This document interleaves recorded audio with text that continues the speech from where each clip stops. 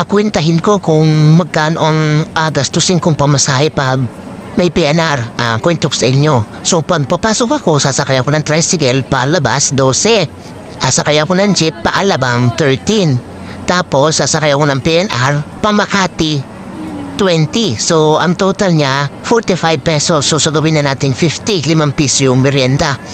Tapos pag pauwi ako, masakay ako ng PNR 20, masakay ng jeep papuntang Muntinlupa 13, tapos masakay ako ng tricycle papunta sa amin 12.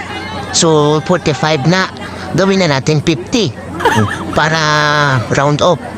So sa isang araw gumagastos ako ng 100, wala pa dyan yung merienda.